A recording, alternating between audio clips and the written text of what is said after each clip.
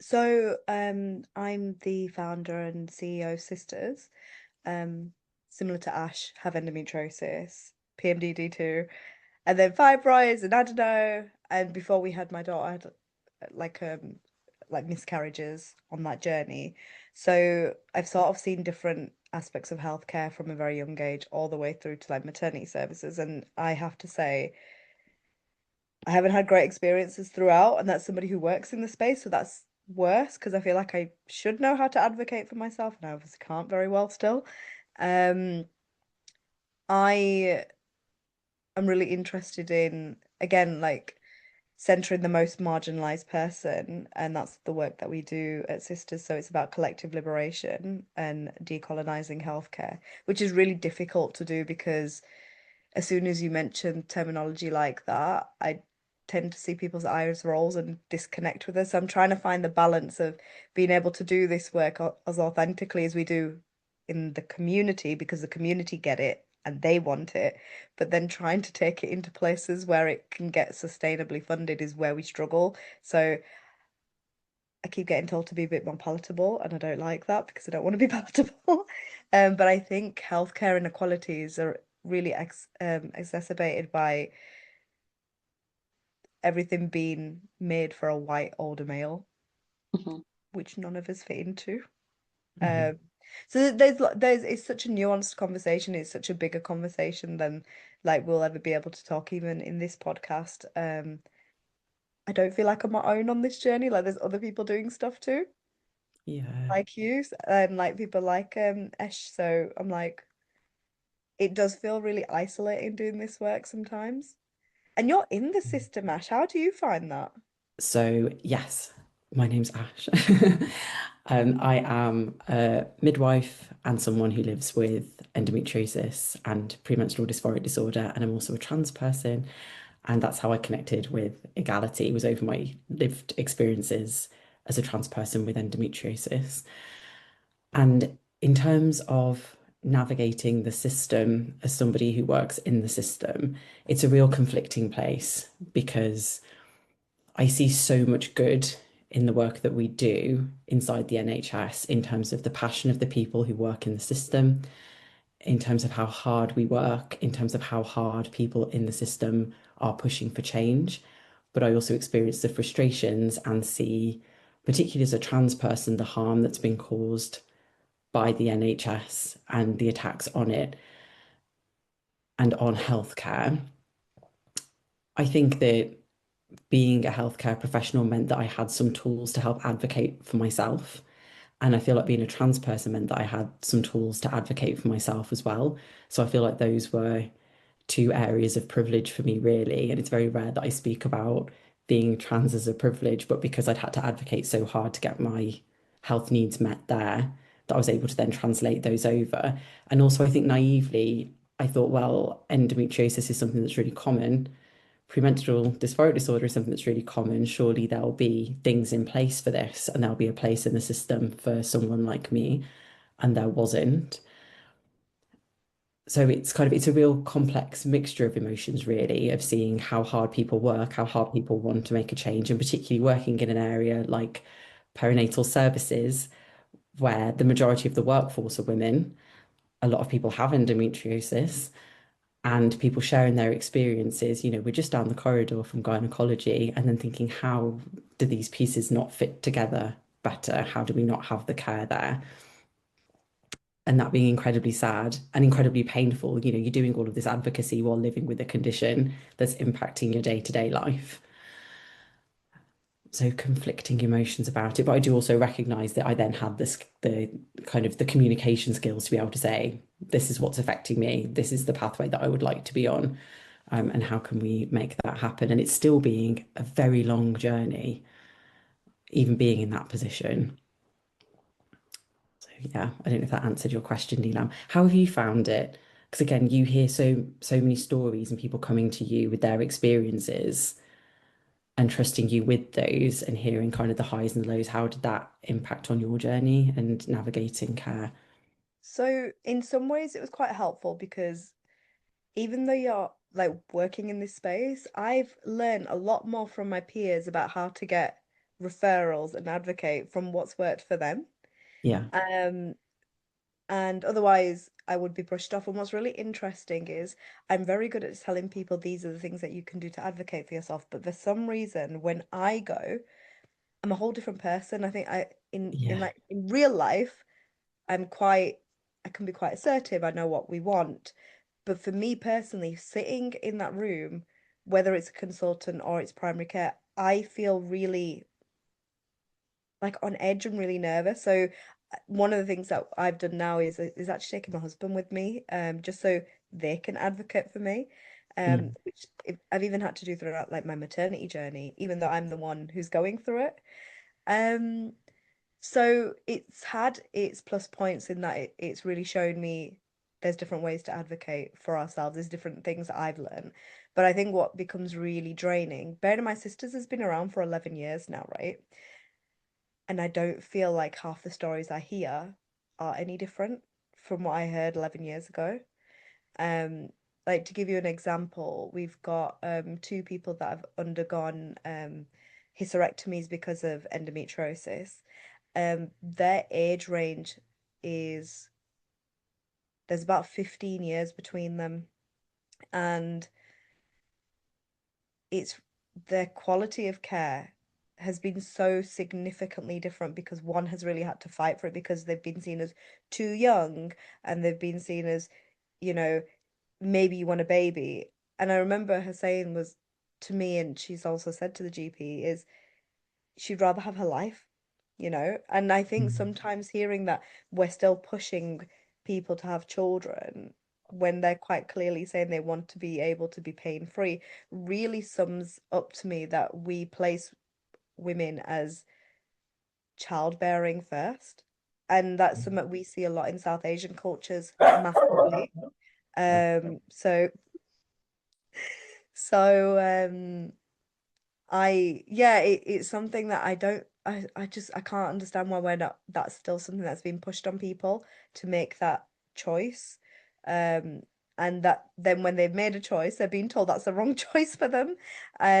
So yeah, there's yeah, again, it's so nuanced. And I think sometimes when I'm doing the work of sisters, I forget I'm a patient as well. Yesterday I got a text from gynecology saying that my referral's been accepted, they'll be in touch with me. And I was honestly, you would have thought I won the lottery. I was so happy. I like disturbed my husband in his meeting. I was like, yes, I've got my referral because it's literally like gold dust, you know, and that's in those moments I remember that I am also a patient in this.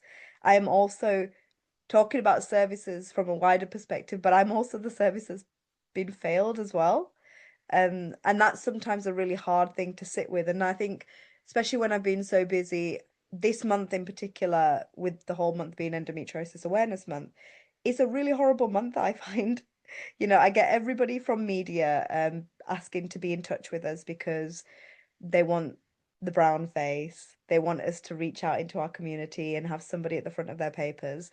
And what you may have seen this year, we haven't done very much press. And the reason why is because I have endo 24/7. I don't have it in March, and that's it. If it was just March, then yeah, that's fine, but I don't have it all the time. And it impacts every bit of my life, as in that God, from changing up dinner plans, like that's the biggest one, like the effect on my social life, because I have to balance social life or work, social life or work. And you know, a lot of friends of mine make jokes that they only see me at our sisters' events because that's I have to make more, I have to keep more of my spoon energy for that. So yeah, it's really interesting working in this space, but being a patient in this space as well. Is like that what you said about it was when you said about having endometriosis just in March that really made me smile. But also Mm. as well that even if you had endometriosis just in March, that would be mean that you wouldn't be able to do those media coverages anyway because it's awful. And I don't think people really get just how much life management is involved in having endometriosis and the other conditions that it often comes with as well. And that just because you can do one thing doesn't mean that you can do something else. And that actually advocating for yourself takes so much time and energy that you might not have, or it comes in waves at best. And that level of organizing life logistics takes so much energy as well. Mhm. So it just becomes this like self-fulfilling kind of spoon vacuum was how I used to feel of it, of going, what am I going to do? Right, I need to organize these things, but I also have to factor in time for that and time for that and time for that. And then I'd be exhausted just from thinking about it and think what can go, and just seeing the impact that it has on your own health, your career, your parenting, your advocacy work, like trying to access the healthcare in the first place. And sometimes they're really essential plates that you're spinning that you have to put some down. Yeah. And it's like, how is this? Like for me, it was just always trying to find the point of sustainability and hoping I'd find this sweet spot where I can just keep going, and that getting harder and harder and harder each month. Mm. And really doesn't take much for something just to knock. And you can do all the right, lifestyle management things and organize plans to the best of your ability and have friends say, yeah, we'll pick you up and take you there and bring you back if you're having a flare. And then it still can't happen. And it just ends up feeling like a personal failing in a Yeah. way, even though you've done everything within your power and it's an illness that you Yeah. can't do anything about. But I still feel like, oh, well, if I'd managed, and because there is a cyclical nature to it as well, I feel like for me, I sort of fell into a bit of a spin about, well, maybe next month I can try this different thing, and maybe next month it'll be different. And ultimately, it won't be. It's an illness that needs treating, and it will just keep happening. Yeah, it's Mm. really, I found it again, yeah, just really challenging to keep everything all in a balance, and just sometimes impossible, and having to accept that that's what it is. What does good engagement look like, let's say? Pay us for our time. Hmm. Like, Yeah. I cannot, I get at least an email daily saying, and it's not just endo, it's across everything that we do, but asking to reach into our communities. And I always push back and say, what's your budget for this? What do you do? Like, do you have people of color on your team? Because there's one instance that we had someone wanting to look into specifically South Asian communities, but the whole research team was white. And I was like, why are you doing this work? Like, why does it matter to you? Because I know why it matters to me, but if you've done this because you found a gap, then you haven't done this properly without the actual understanding of that it needs to be part led by our community. And so I did push back on that. I never heard back from them, surprise, surprise. And I think that's what I'm seeing in research is it is still really extractive. Mm. Um, to do pure co-production work is really hard. It does take time and resource, and that most people have come to us at the time that they've already budgeted what they're going to do, and then they don't have any money to do that outreach work. And there was an email I got last week, which I've been sat on because I'm seething about it still. And I pushed back and said, this is our cost for recruitment because they wanted to share their flyers, which their flyers don't actually work in our community settings because they're very academic flyers and they don't look very nice. It's just, it's not, they don't work. I know they don't work. And and she responded to my email saying, well, it's not recruitment, it's just sharing a flyer. And I was like, share it yourself then. If you had this community, you wouldn't have come to me, would you? I haven't, and I'm not trying to gatekeep a community either. I'm trying to stop people being extracted from constantly. Because the other thing that you have is whether it's endo or anything else, people do want to make this better. They don't want people to go through their journey. So people engage with research really with the best intentions of trying to make a change and they're proud of it. So then to be ghosted after the research, never hear back and never know what's happened with your voices, I think it really disrespectful, and that happens quite a lot as well. So we really insist that we are involved from beginning to end, just so we're kept in the loop. Because if you're going to talk about us, then you can't do it without us. Like, why would you do that? Um, and I think it's really hard for researchers to give up power and privilege when they're so used to doing things their way. There's still a hierarchy of researchers are up here and the community are up here, down here, sorry. And that's something that really concerns me because it comes out in the way that communities are spoken to, extracted from, and almost I feel sometimes that researchers come in to save communities.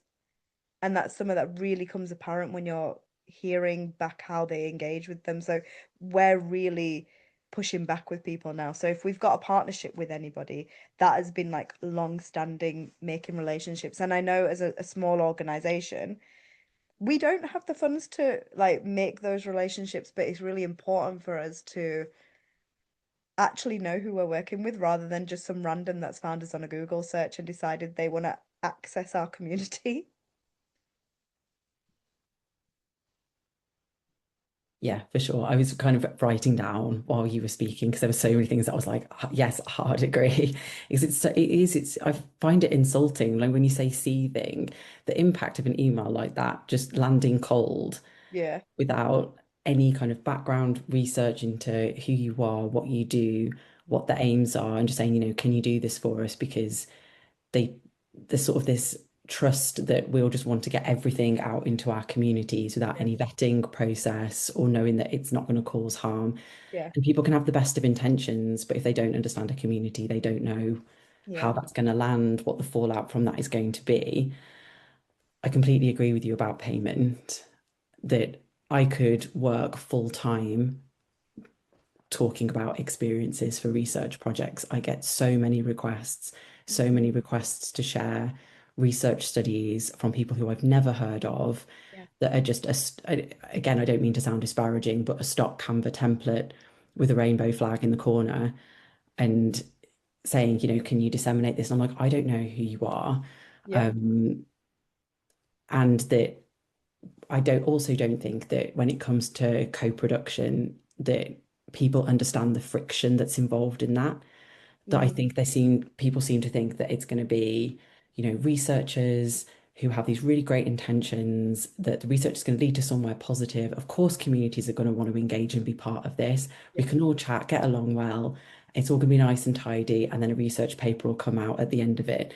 And that's not how co-production works. There needs to be, yes, some work that's done. So if you approach a community to say we're thinking of doing this, it's not like oh, I've just had this idea one morning and not put any thought into it, but that also communities need to be involved from the point of we're building this up.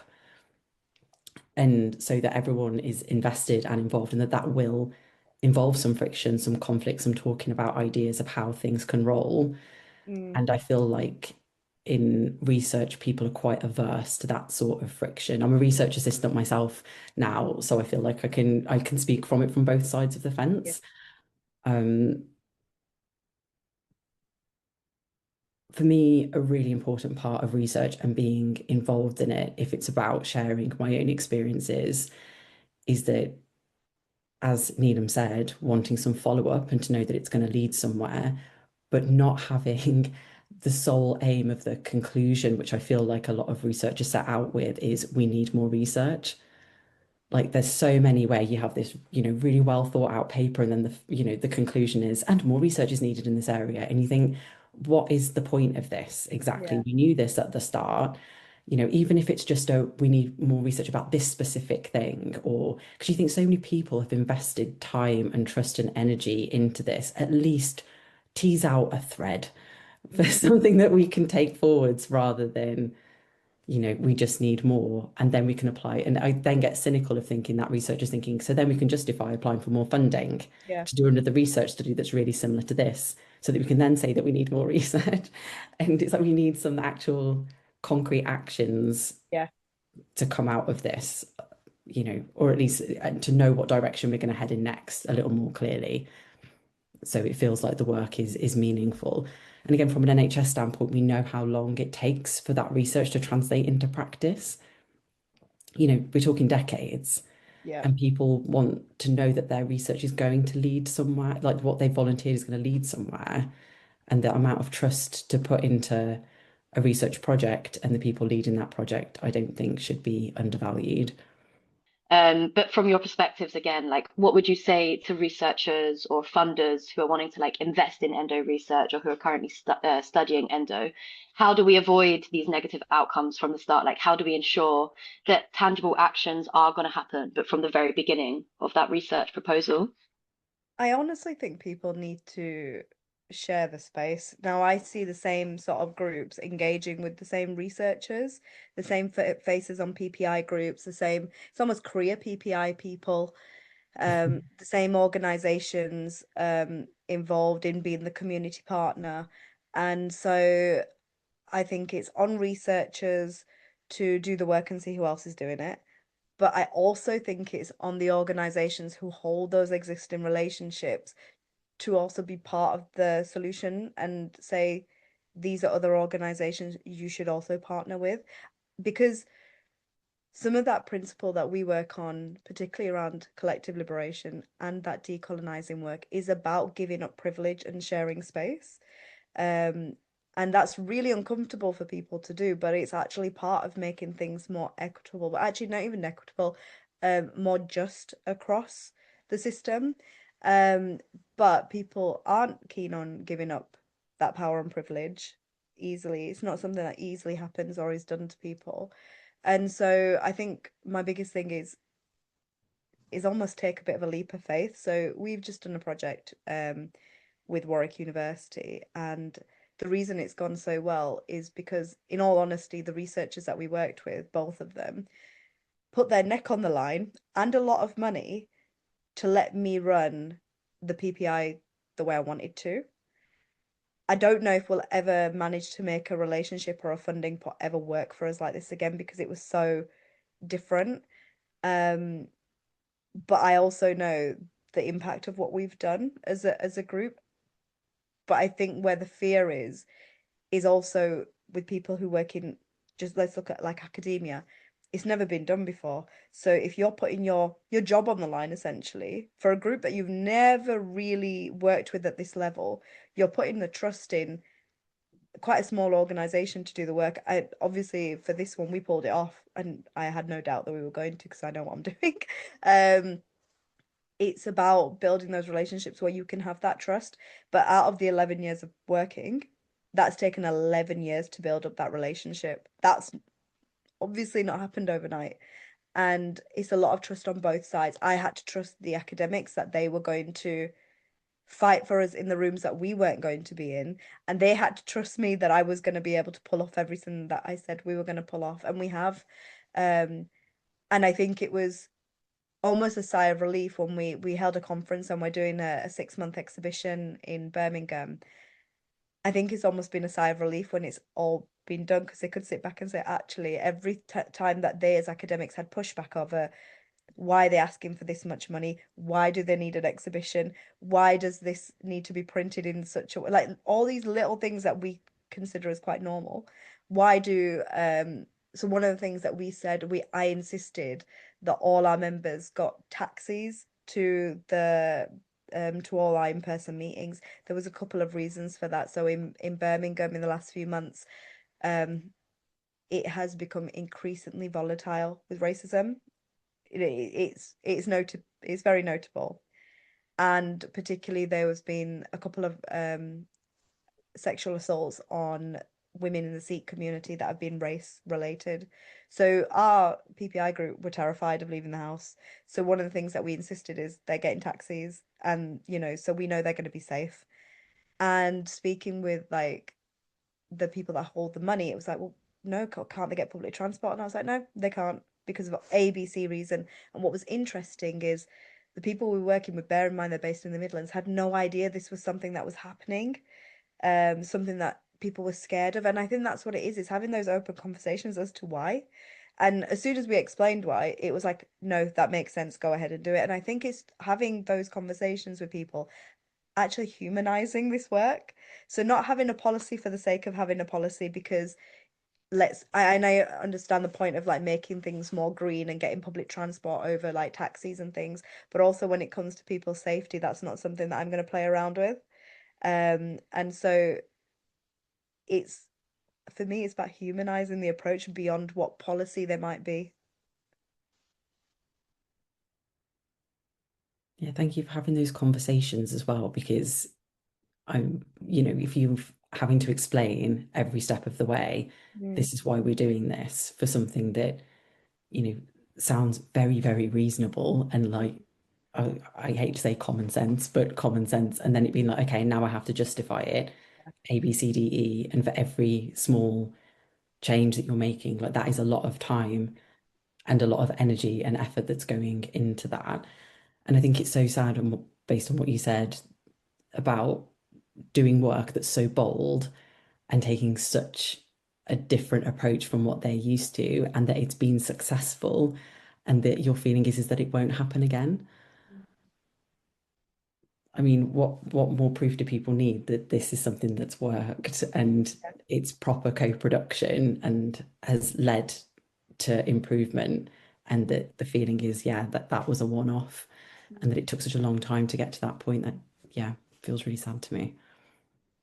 I I think even though that we've proved ourselves, another researchers who came to our conference that we did, and we held a whole PPI-led conference, so it was very different for people. Um, one of the researchers that got in touch afterwards from a whole different university was saying, we've never done anything like this before. I don't know if we're going to be able to do it, but I really want to. So the researchers Mm. themselves who have seen it want to do it, but they're working with people in the system that don't get it. And it's a Yeah. fight for them to even get us involved with them in the first place. And actually, let's talk about working with universities more generally. It is so hard to work with universities. Let's talk about even getting paid, because it's taken over a year to become a registered supplier, and I've been doing the work for free until that happened. And Mm. it's frustrating that a university who has that much money, again, power and privilege, why does it take a year to get become a supplier? I've given you all the information. Mm. Why am I having to start this project for free? Because you can't get me onboarded as a supplier.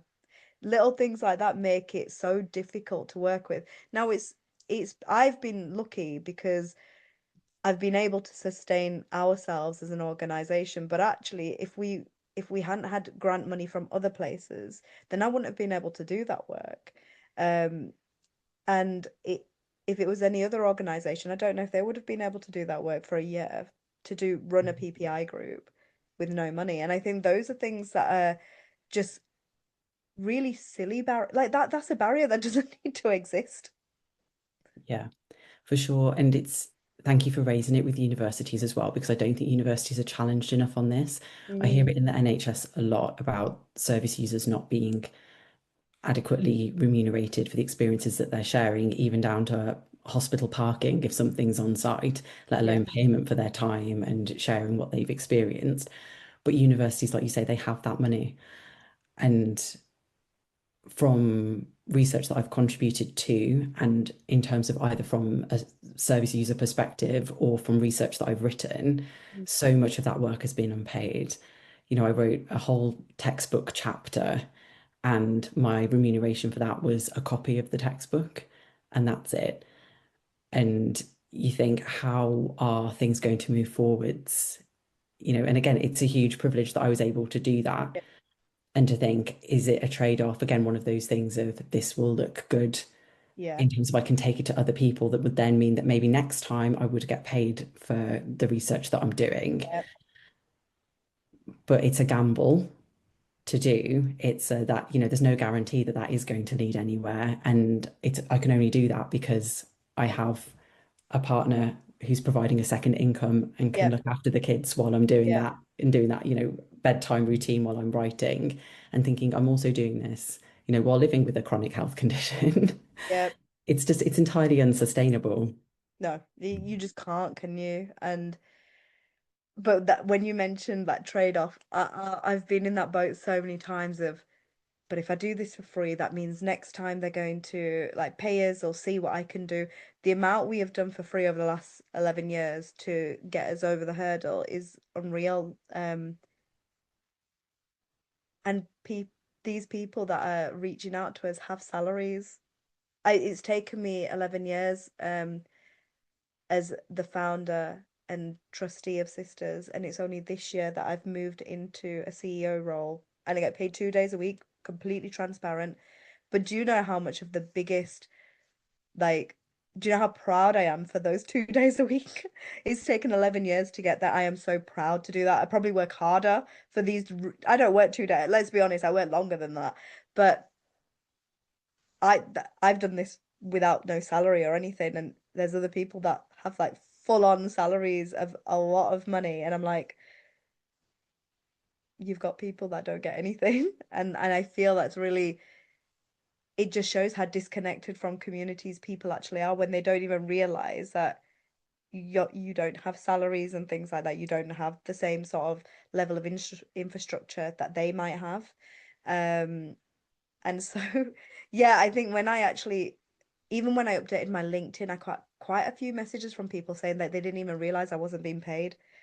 And I was just like, but we've told you this before. We've told you we're volunteers, all of us are. And I think it's sometimes people don't want to hear it. They just want to get what they need to get and will happily ignore marginalization at its truest form to get there. And it can be really hard to create.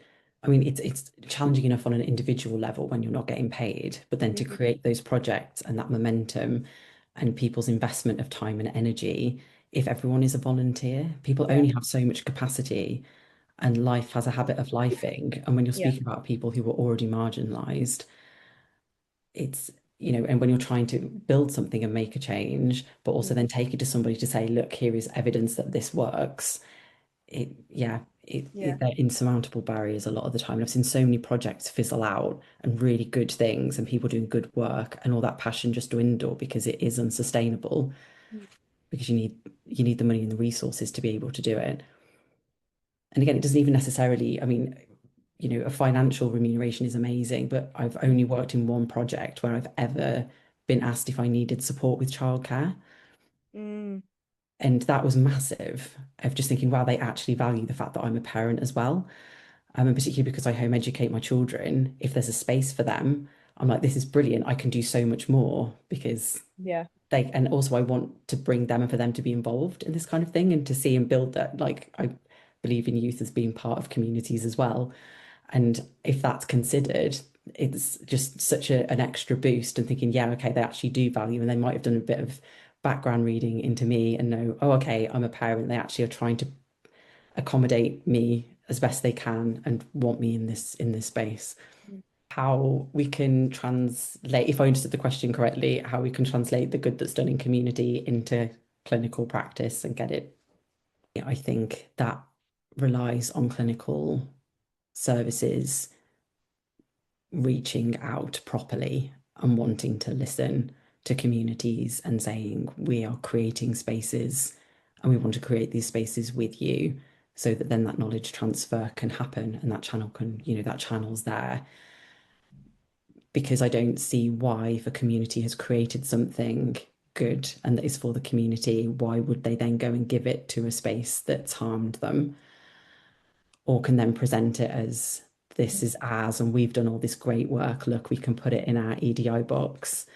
Um, and then it doesn't go any further. And if you've built something up, have good results, why would you give it over to somebody to be a tick box? And again, there need to be that assurance there of this is sustainable, it's long term. And I think that the responsibility for that falls with the service provider. I think that's a really hard question because I think you need to fix all the things that we've been talking about previously to get to that bit where all these spaces are safe spaces. I don't know one person that walks into any appointment, regardless if it's endo or not, and feels safe, feel heard from the get-go, feel like they don't have to like gear themselves up for a fight, like genuinely. And I think that's part of the problem. I think before we even get there, we're already like tensing ourselves up. And I think if these were truly going to be spaces set up for us, then we wouldn't feel like that in the beginning. So in terms of focusing on the positive stuff, something that I've been thinking a lot about as sisters is actually been in this space for 11 years now, guys. Come on now. And I don't think we've really made much of a change in terms of policy and things like that. Um, but actually, what I can change tomorrow is how community hold and show up for each other. And that's important. I can change that tomorrow. We can put on a community event. We can hold space for each other. We can do the jar, hot chocolate, samosa. Like if you come to a sister's thing, you're not gonna leave without food and drink and stuff. That's part of like our cultural heritage is like music, dance, food, and that's why a lot of our like work is centered around that because that's centered around people. And they're the things that I can change tomorrow and how we show up, how we hold each other, how we steward those spaces, and how we give up space within the space as well, because I am not the head of a space as well, and I have to remember that as well. They're the things that we can change tomorrow, and they're the things that I'll keep holding on to because I think they're the things that keep me sustained and happy. I've also made some of the best friends in this space, and I think that's important to recognize too. I think sometimes when you go into whether you call it activism or health inequality work, it can feel really jaded, lonely, and I'm really cynical, because I think I've been in this space for too long. But then so are the people that I've made friends with in this space because we all get it. We're all angry and we're challenge. I don't like to say we're using that power to pain, that pain to power type of thing because I don't want to be in pain. I don't want to be powerful because of it. I want to be soft and I want to be watching Netflix in the evening, not thinking about 100 ways to advocate for me and the next person. Um, but actually, when you're in those spaces, in that community with each other, I'm not being an advocate and I am being soft. I am having fun. Yes, we have the serious conversations and stuff, but majority of it is finding joyous moments in spaces that are often quite gloomy. Um, but I did want to touch on the importance of intersectionality and intersectional approaches, which I Mm, feel like earlier, Neelam, when you said about decolonizing and you can feel the eye rolls or like see people glaze over. yeah. But I think it's so important that there are so many, when I see either research into endo or things in the doctor's surgery that I saw when I went in or in the hospital when I went for surgery, you could see that they tried to varying degrees of success to approach a target group and to target them, but we don't fit into these neat little boxes. And that we have so many experiences to bring together, and it really needs to be a holistic approach to each person Yeah. who is trying to access healthcare, get support for living with endometriosis. And I feel like intersectionality is at the core of that, Yeah. and that there need to be spaces where we can all come together and to share and to listen and to think, how can we engage and bring out both like the best and the worst and the mundane from everybody's Yeah. experiences so that we can offer holistic care, Mhm. kind of holistic care pathways for people.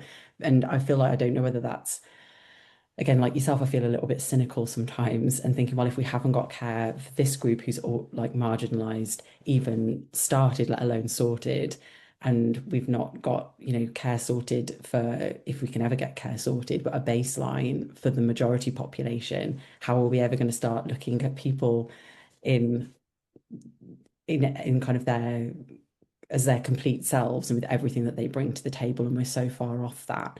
But I feel like it's important to aim high and to know that this is what we want and this is the end point. I'm really glad you brought up that point about intersectionality because actually I did a talk and it was for researchers, ironically, and I asked everyone, have they come across the term intersectionality? And everybody's hand went up. And then I asked, do you know who coined the term and why they coined it? And I didn't really get the same, like, I had probably, say, let's use like 100 as an example. Say if there was 100 people in the room, I think maybe 10 would have kept their hand up, but Mm. everyone had their hand up for intersectionality. But no one knows why it was coined, where it came from, and who Kimberly Crenshaw actually is. And I was like, I feel like the word intersectionality is just being co-opted so much into people's work without the full nuance or understanding of what it actually means or where it's come from and what it's supposed to, the whole terminology and phrasing behind it, what it's actually supposed to do. So I'm actually, again, it's cynical of me, but even though someone might approach us and say they're taking an intersectional approach, I'm like, are you though? Are you Show really? me how. Yeah, show me how. Tell me how you've done this. Like tell me what you actually know and that you haven't just seen a word on the internet and just run with it. Because I found that quite often, even with like people talk about health inequality, is like what do you actually know about health inequality? And I think a lot of terminology is used. to actually get the funding sometimes, Mm. but not actually practiced by the people shouting about it. So I'm glad you mentioned that because I think there's more that needs to be. I don't even think it's more that needs to be done. I think the people that are using the terminology need to really recognize if they're using it from a place of privilege to push their own cause further, or are they doing it from a place of what intersectionality really stood for when it was first coined. Yeah, definitely. And to create a space where, because I don't know if you've noticed this as well, in the spaces that you've been in, but when there's been a drive for intersectionality, it's like, well, it almost becomes the space is diluted. And you can see that they've gone, well, you're one person who fits these two boxes. So that's sort of a tick, and it almost removes people from the space because it's like, Mm, well, you fit, for example, you're black and trans, so you've covered that. And then you're white and neurodivergent, so you've covered that. And it's like, that's not the point. That's still putting people into those boxes. yeah, And we need to make sure that there are more people with more of these experiences, with more crossovers, and that isn't happening. Like you say, it's the drive for funding, and when something becomes a buzzword, and also having a way for people to share where those intersectionalities lie, because that's something where their intersectional, where their identities intersect. Because I've seen that in spaces where I feel like it's been a more positive research space, is people then sharing, from the trans experience in particular, not wanting to share about neurodiversity mm, because they feel like it might be a distraction or it doesn't feel safe enough, or I can't then speak on trans experiences because it will be seen as less kind of important because it'll be like, yeah, well, that's coming from this place instead, and it needs to be done in such a well thought out way. But I mm, think we are a long way from that. yeah. And if we were on the terms question as well, like safe space is one that again I find really, I was gonna say that. yeah, it's Yeah. just that I mean I from a research perspective and again from a healthcare perspective, if we're talking about endometriosis, that I just don't, you can't describe a space as a safe space. It won't be. People are sharing such vulnerable things that we all come with our own biases that Yeah, we need to unlearn. And I think we're doing people a disservice if we say that we're providing them a safe space because it won't be true. no. Even with the best, very best of intentions, it's not gonna happen. Even us as an organization, we can never guarantee everything's going to be a safe space. We just Mhm. can't because everybody, and I think in some ways that's the beauty of community that we do come with our hot, messy selves. All we can do is say that we're going to steward this place with love, care, and community at the heart of it, and have those maybe uncomfortable conversations if anything, for example, came to a head with people. Luckily, I don't think we've ever had anything like that. But I think to say that we are completely safe spaces, particularly in research spaces, it's not something we can do because I will give you an example. On one of the projects we worked on, we had people talking about their PMDD journey and how it's affected their sex lives. And it was a young Muslim woman who spoke openly about it. And now other Muslim women in the room who were, may have looked the same as in they both wore a hijab, um, it may have appeared that like that's like an act of solidarity, but the other people felt like it was really embarrassing to talk about sex lives. And as much as, we will say this is a safe space and you can talk about that, it is uncomfortable for other people sometimes. So we can never judge that. All we can do is hold that space with that care and intention, and create conversations afterwards. And I think that was part of like a research project. And whilst the researchers were like, oh, this is amazing, I was like, no, actually, it causes conflict though. So you have to manage that conflict. And that's the bit that they don't understand. They think if people openly say what they need to say, it's not going to trigger somebody else. And I was like, but that's what this work is. It is triggering. It triggers me. I know that I did some research work with as the patient for Egality not long ago, and I ended up crying. I don't like talking about my actual specific endo journey at all. I don't like really talking about how much it's impacted me in terms of like my relationship, our marriage, even down to having my daughter. It's been a journey. It's been a horrible journey actually. And I don't really like talking about it. and I started crying, and I'm not one to do that very often, especially on a like a researchy call, because I'm so used to it, but I'm not used to being the patient, and that's why, because I know I'm going to get triggered.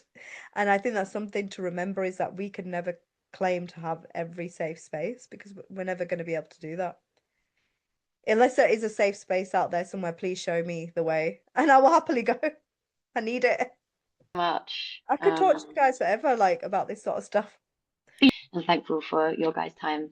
Thank I was you. going to say, I wanted This conversation isn't going to stop, is it? So is that Yeah, exactly, exactly. We could have had it next week, next month. yeah, and it's still going to be relevant, because some of the powers that be are not going to change stuff for us quick enough.